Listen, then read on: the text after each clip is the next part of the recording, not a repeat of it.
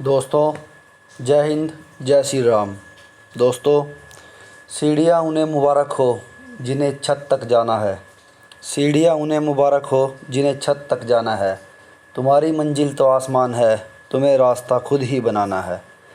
दोस्तों, स्वागत है आपका आपके अपने यूट्यूब चैनल मैकेनिकल गुरुजी में। SSC JE, RRB JE, RRB SSC mechanical की प्रिपरेशन को आगे बढ़ाते हुए हम अपने वेल्डिंग टॉपिक में आज का टॉपिक है हमारा submerged arc welding.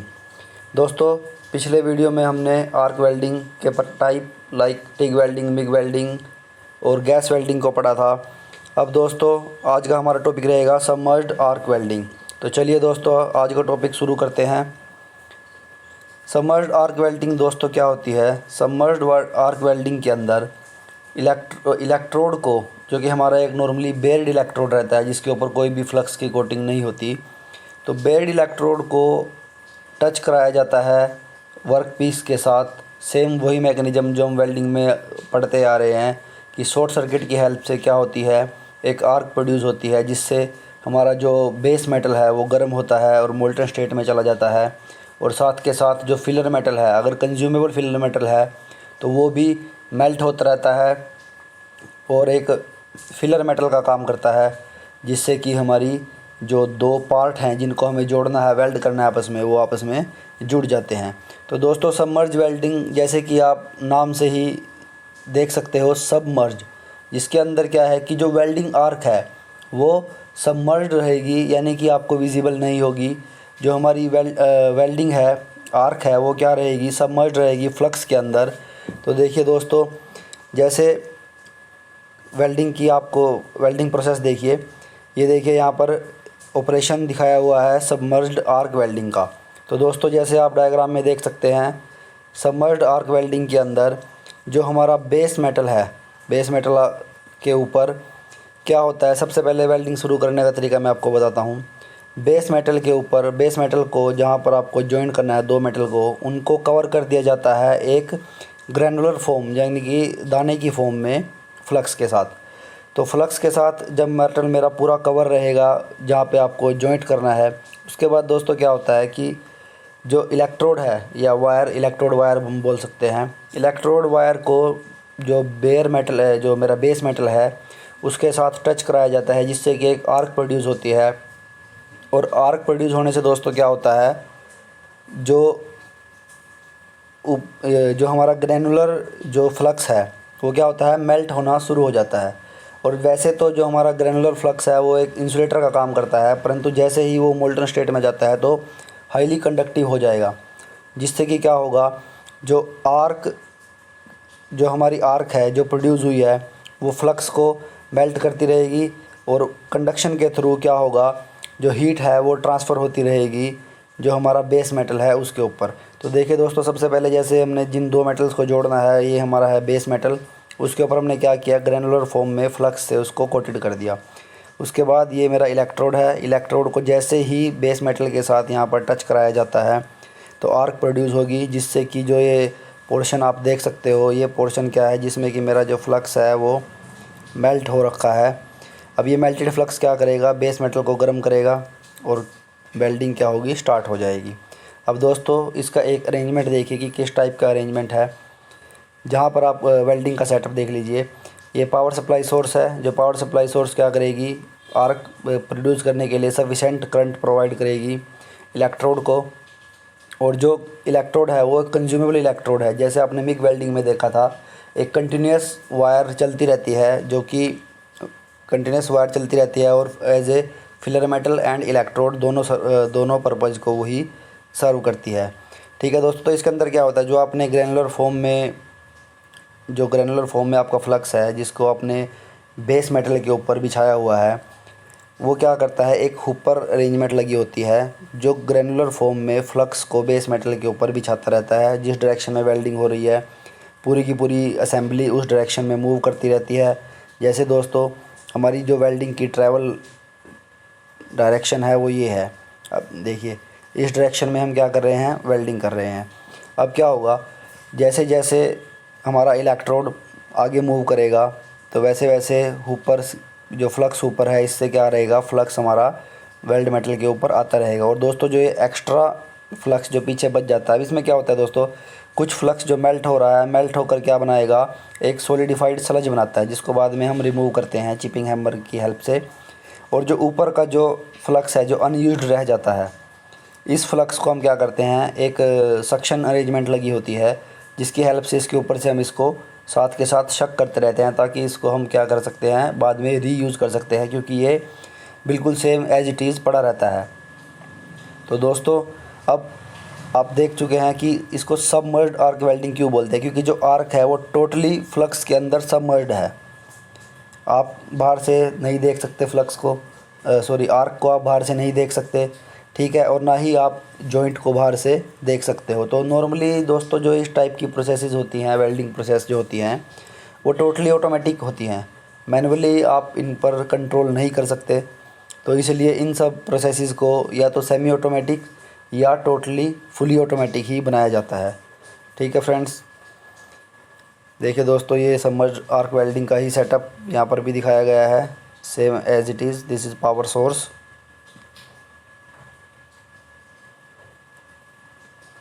This is our power source. Control system जो कि वायर का जो फीडिंग है उसको कंट्रोल करेगा, और जो करंट देना है वायर को उसको कंट्रोल करेगा। ये हमारा साथ में हुपर जो कि सप्लाई करेगा फ्लक्स को, वेल्डिंग जहाँ पर वेल्डिंग होनी है जॉइंट के ऊपर। ठीक है फ्रेंड्स, ये देखिए यहाँ पर आपको बिल्कुल क्लियर दिखेगा कि कैसे वेल्डिंग हो रही है सबमर्ज्ड आर्क वेल्डिंग के अंदर। तो देखिए सबसे पहले दोस्तों ये हमारा है बेस मेटल, बेस मेटल के ऊपर ये हमारा वेल्ड मेटल, जो कि वेल्डिंग के दौरान बेस मेटल गर्म करके या दो मेटल को आपस में जोड़ने के दौरान यूज़ हुआ है, that is our weld metal, जिसमें फिलर जो मेरा फिलर रोड है वो भी मेल्ट होकर वेल्ड मेटल बनाती है, और जो बेस मेटल है उसके ऊपर जमा हो जाती है। ये हमारा जो फ्लक्स है ग्रैनुलर फॉर्म में, ये फ्लक्स है जिसके अंदर आर्क पूरी तरह से सबमर्ज्ड है। और ये मेरा जो है वेल्ड पूल, जिसके अंदर हमारा ये मोल्टन स्लज, जो कि स्लज मेल्ट हो गया है और जो फर्दर नीचे हीट ट्रांसफ़र कर रहा है बेस मेटल के ऊपर। This is our arc, this is electrode, bare electrode. ये यहाँ से फ्लक्स आ रहा है जो येलो कलर की फॉर्म में आप देख रहे हो, दिस इज़ फ्लक्स। ठीक है, this is welding direction and this is a tube in which electrode is guided. Next, जब हम दोस्तों वेल्डिंग स्टार्ट करते हैं, the flux start deposit on the weld joint to be welded. क्योंकि जो flux है दोस्तों वो इलेक्ट्रिकली, जैसे मैंने आपको बताया कि इलेक्ट्रिकली कंडक्ट तब होता है जब वो मेल्टिंग फॉर्म में चला जाता है। अगर वो सॉलिड फॉर्म में है, ग्रैनुलर फॉर्म में है, तो वो इलेक्ट्रिकली इंसुलेटर का काम करता है। तो सबसे पहले हम आर्क प्रोड्यूस करते हैं शॉर्ट सर्किट की हेल्प से। ठीक है दोस्तों, अब आर्क प्रोड्यूस करने के लिए या तो आप डायरेक्ट ही जो मेरा इलेक्ट्रोड है उसको बेस मेटल से टच कराओ, या हम क्या करते हैं दोस्तों कि जैसे जो मेरा बेस मेटल है, जो मेरा बेस मेटल है दोस्तों, अब या तो बेस मेटल के साथ डायरेक्ट इलेक्ट्रोड को कांटेक्ट मिलाकर या शॉर्ट कराकर आर्क प्रोड्यूस की जाती है, या क्या होता है कि बेस मेटल और इलेक्ट्रोड के बीच में एक स्टील वूल रख दी जाती है, जिसको जैसे ही अब स्टील वूल क्या करेगा, एज ए कंडक्टर काम करेगा। अब जैसे ही इलेक्ट्रोड स्टील वूल के ऊपर कांटेक्ट में आता है तो वो क्या करेगा, वर्क पीस जो हमारा बेस मेटल है, वर्क पीस है, उसके साथ शॉर्ट हो जाएगा और आर्क स्टार्ट हो जाएगी। ठीक है फ्रेंड्स, अब क्या होता है कि जैसे जो आर्क है, अब टोटली क्या रहेगी, आर्क हमारी सबमर्ज्ड रहेगी। तो जब आर्क हमारी टोटली सबमर्ज्ड रहेगी तो इसलिए हम इसको बोलते हैं सबमर्ज्ड आर्क वेल्डिंग। अब दोस्तों जो आर्क की लेंथ है वो सेल्फ एडजस्टिंग आर्क प्रिंसिपल के द्वारा कांस्टेंट रखी जाती है। मैंने आपको पिछले वीडियो में भी बताया था जब हमने टिग और मिग वेल्डिंग पढ़ी थी, कि जैसे मिग वेल्डिंग के अंदर भी हमने सेल्फ एडजस्टिंग आर्क और सेल्फ कंट्रोल्ड आर्क के बारे में पढ़ा था। तो सेल्फ एडजस्टिंग आर्क दोस्तों क्या होती है, अगर आपको नहीं पता है तो आप मेरा पिछला वीडियो लेक्चर ज़रूर देखें, डिस्क्रिप्शन बॉक्स में आपको उसका लिंक मिल जाएगा, जो कि टिग और मिग वेल्डिंग के नाम से है। उसके अंदर सेल्फ एडजस्टिंग आर्क का कंसेप्ट मैंने आपको बताया है इसके अंदर आपको मैं फिर से थोड़ा सा रिवाइज़ करा देता हूँ। ये सेल्फ एडजस्टिंग आर्क होती है, उसमें क्या होता है कि आपका अगर आर्क लेंथ डिक्रीज़ हो रही है तो साथ साथ क्या होता है, वोल्टेज भी डिक्रीज़ होती है, और वोल्टेज डिक्रीज़ होने से क्या होगा, आपका करंट इंक्रीज़ होगा, जिससे कि आपकी जो आर्क लेंथ है वो बढ़ जाएगी। अब दोस्तों क्या क्या इक्विपमेंट हैं जो यूज़ होते हैं सबमर्ज्ड आर्क वेल्डिंग के अंदर।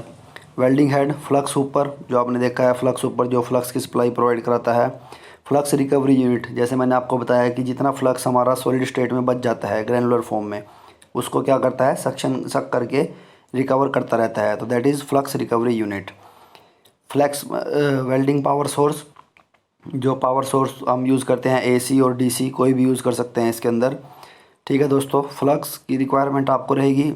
Electrode and control, control means कि आपको जो इलेक्ट्रोड की मूवमेंट है, ठीक है, करंट की जो कंट्रोलिंग है, वो सब करने के लिए हमें क्या चाहिए होती है, एक कंट्रोल यूनिट चाहिए होती है। तो ये सब क्या हैं, इक्विपमेंट्स हैं जो कि सबमर्ज्ड आर्क वेल्डिंग के अंदर यूज़ होते हैं।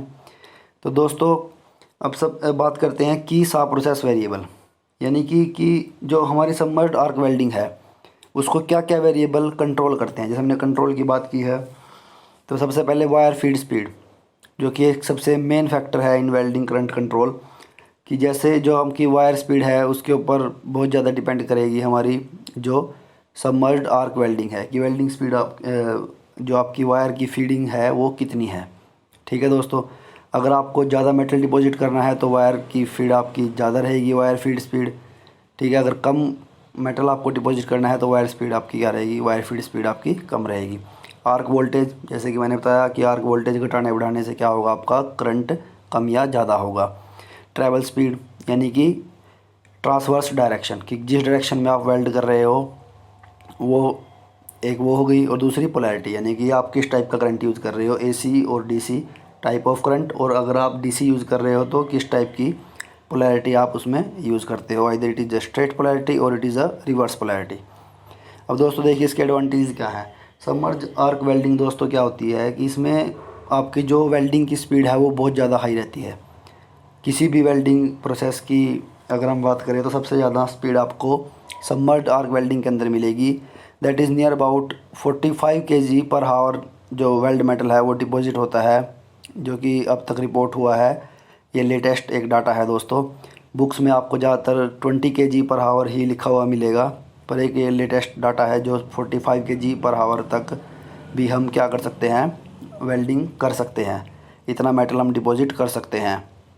ठीक है दोस्तों, डीप वेल्ड पेनिट्रेशन आपको मिलता है, हाई स्पीड वेल्डिंग है, मिनिमल वेल्डिंग फ्यूम और आर्क लाइट इज़ एमिटेड, क्योंकि दोस्तों सबमर्ज्ड आर्क वेल्डिंग है, आर्क पूरी तरह से सबमर्ज्ड रहती है, तो इसलिए जो उसके फ्यूम्स हैं वेल्डिंग के, जो उससे गैसेस निकलती हैं, या जो आर्क की लाइट है उससे हम बचे रहते हैं। और ना ही दोस्तों जो स्पैटर्स होते हैं जो वेल्डिंग डिफेक्ट्स के अंदर आते हैं, स्पैटर्स भी नहीं बाहर निकलते, जिससे कि ऑपरेटर भी सुरक्षित रहता है वर्किंग के दौरान। ठीक है फ्रेंड्स, और इसमें क्या होता है 50 to 90% फ्लक्स हमारा क्या है, रिकवरेबल है, उसको हम फिर से यूज़ कर सकते हैं। सिंगल पास में आप थिक शीट्स को वेल्ड कर सकते हो, क्योंकि इसके अंदर सबमर्ज्ड आर्क वेल्डिंग के अंदर दोस्तों 75 mm थिकनेस तक की जो शीट्स हैं वो बट वेल्ड जॉइंट हो जाती हैं 75 mm थिकनेस की। ठीक है फ्रेंड्स, तो मेनली जो सबमर्ज्ड आर्क वेल्डिंग है हमारी वो क्या होती है, एक जैसे आप बोल सकते हो कि लार्ज स्केल पर यह एक बड़ा ऑपरेशन है वेल्डिंग का। ये नहीं है कि जैसे नॉर्मली हम टिग वेल्डिंग करते हैं तो छोटे छोटे ऑपरेशंस रहते हैं टिग वेल्डिंग का, क्योंकि थिन शीट्स को वेल्ड करते हैं। But in case submerged arc welding आपको जब बहुत थिक शीट्स जैसे 75 mm 7.5 सेंटीमीटर के आसपास की शीट्स को भी आप सबमर्ज्ड आर्क वेल्डिंग से वेल्ड कर सकते हैं। ठीक है दोस्तों, अब इसके कुछ लिमिटेशंस इसकी दोस्तों ये है कि इसके अंदर हम सिर्फ जो फेरस मेटल है जिनका बेस क्या होता है, आयरन होता है, तो उन्हीं को ही हम इफ़ेक्टिवली वेल्ड कर सकते हैं। जैसे एलुमिनियम, मैग्नीशियम, कॉपर को ईजिली वेल्ड नहीं किया जा सकता सबमर्ज्ड आर्क वेल्डिंग से, या ये कहे कि किया ही नहीं जा सकता। ठीक है फ्रेंड्स, अब नॉर्मली जो सबसे बड़ी इसकी एक लिमिटेशन है वो ये है कि सबमर्ज्ड आर्क वेल्डिंग को आप सिर्फ 2 या 3 पोजीशन में ही कर सकते हो, जैसे 1F 1G 2F पोजीशन। अब दोस्तों ये 1F 1G 2F क्या है ये मैं आपको अभी बताऊंगा आगे।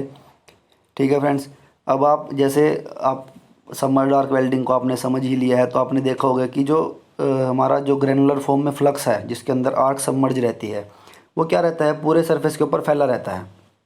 अब दोस्तों एक बात बताओ, अगर मैं सरफेस को खड़ा कर दूं वर्टिकल, जो हमें वेल्ड करना है, अगर मैं वर्टिकल डायरेक्शन में वेल्ड करने की सोचूं तो क्या वेल्ड हो जाएगा? पॉसिबल नहीं है, क्योंकि जितना भी हमारा जो ग्रेनुलर फॉर्म में फ्लक्स है वो सब का सब क्या होगा, नीचे गिर जाएगा।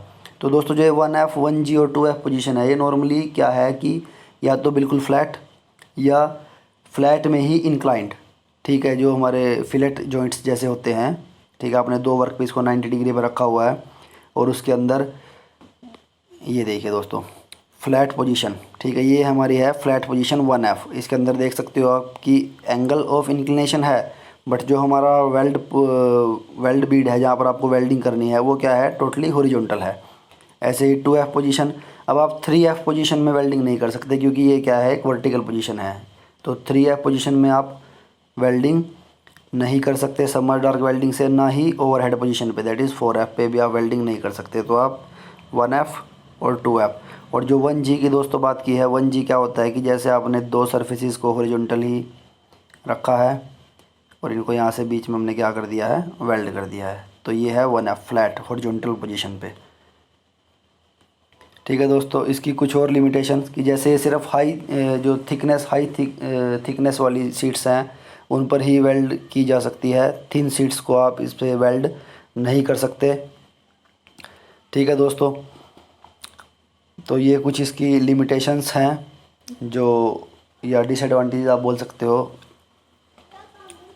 एप्लीकेशंस दोस्तों जैसे मैंने आपको बताया कि फेरस मेटल्स को ही नॉर्मली आप इससे वेल्ड कर सकते हो, कॉपर, एलुमिनियम या मैग्नीशियम टाइप मेटल या एलॉय इससे वेल्ड नहीं हो सकते, ठीक है। तो जो इसकी एप्लीकेशंस है वो लिमिटेड हैं। कार्बन स्टील्स जो स्ट्रक्चर और वेसल कंस्ट्रक्शन में यूज़ होती हैं, लो अलॉय स्टील, स्टेनलेस स्टील या निकल बेस्ड अलॉय, तो यही सब चीज़ें हैं। पेपर में कई बार क्वेश्चन आ जाता है कि सपोज़ आपको क्वेश्चन दे दिया गया है कि submerged the following which of the following metals can be weld by using submerged arc welding, और उसके अंदर कुछ आपको ऑप्शन दे दिए, जैसे कॉपर दे दिया, एल्युमिनियम दे दिया या स्टेनलेस स्टील दे दिया, मैग्नीशियम दे दिया। तो उनमें से आप किसको टिक करोगे, स्टेनलेस स्टील को, जो कि फेरस बेस्ड मेटल है। नेक्स्ट दोस्तों कुछ प्रीवियस ईयर क्वेश्चंस देखते हैं। जैसे कि फर्स्ट हमारा क्वेश्चन है, in submerged arc welding the arc is struck between, arc किस किस के बीच प्रोड्यूस होती है। जैसे मैंने आपको बताया आर्क प्रोड्यूस करने के लिए हमें क्या करना पड़ेगा, इलेक्ट्रोड को बेस मेटल के साथ टच कराना पड़ेगा। तो जो इलेक्ट्रोड है इसके अंदर वो कैसा है, कंज्यूमेबल। तो ऑप्शन देखे दोस्तों, first consumable coated electrode and work piece, non consumable electrode and work piece, consumable bed electrode. तो मैंने जैसे आपको स्टार्टिंग में ही बताया था कि इसमें जो इलेक्ट्रोड यूज़ होता है वो बेर इलेक्ट्रोड, यानी कि जिसके ऊपर कोई भी कोटिंग ना हो, बिल्कुल नंगा इलेक्ट्रोड ये कह सकते हो आप, कि जिसके ऊपर कोई भी कोटिंग नहीं है।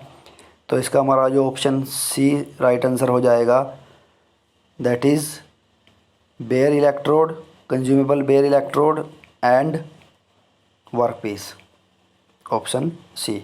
नेक्स्ट देखिए दोस्तों, welding process which used a blanket of fusible granular flux. तो कौन सी जो एक फ्यूजेबल ग्रेनुलर फ्लक्स का ब्लैंकेट यूज़ होता है जिस वेल्डिंग में, that is our submerged arc welding. तो दोस्तों option B is the right answer. Next देखिए दोस्तों, in which type of welding is a pool of molten metal use. Pool of molten metal भी किस में यूज़ होता है दोस्तों, सबमर्ज्ड आर्क वेल्डिंग के अंदर। तो इसका ऑप्शन भी क्या हो जाएगा, ऑप्शन बी। नेक्स्ट देखिए, the welding process in which bare wire is used as electrode, granular flux is used and the process is characterized by high speed welding. तो ये सब प्रॉपर्टीज़ किसकी हैं दोस्तों, सबमर्ज्ड आर्क वेल्डिंग की, ठीक है फ्रेंड्स। नेक्स्ट देखिए, which of the following is an example of semi automatic welding process. Semi automatic welding process मैंने आपको बताया कि जो हमारे पास जैसे टिग वेल्डिंग है, टिग वेल्डिंग क्या है, एक मैनुअल प्रोसेस है। ऐसे ही मिग वेल्डिंग भी क्या है, एक मैनुअल प्रोसेस है। रेजिस्टेंस वेल्डिंग को भी हम फुली ऑटोमेटिक भी तरह यूज़ कर सकते हैं और मैनुअली भी यूज़ कर सकते हैं, बट यहाँ पर हमारा जो आंसर है वो क्या रहेगा, सबमर्ज्ड आर्क वेल्डिंग, जो कि एक सेमी ऑटोमेटिक, या दोस्तों इसको भी हम फुली ऑटोमेटिक भी कह सकते हैं। कई बार क्वेश्चन इस हिसाब से पूछे जाते हैं। जो रेजिस्टेंस वेल्डिंग है दोस्तों, इसको भी हम सेमी ऑटोमेटिक वेल्डिंग कह सकते हैं, बट अगर ऑप्शन में, क्वेश्चन में अगर आपके पास ऑप्शन आए इस टाइप से, तो आप टिक करोगे सबमर्ज्ड आर्क वेल्डिंग को, ठीक है फ्रेंड्स, क्योंकि इसको आप मैनुअली नहीं कर सकते। रेजिस्टेंस वेल्डिंग को मैनुअली किया जा सकता है। ठीक है फ्रेंड्स, तो ये कुछ प्रीवियस ईयर्स के क्वेश्चंस थे। थैंक्स फॉर वॉचिंग दोस्तों।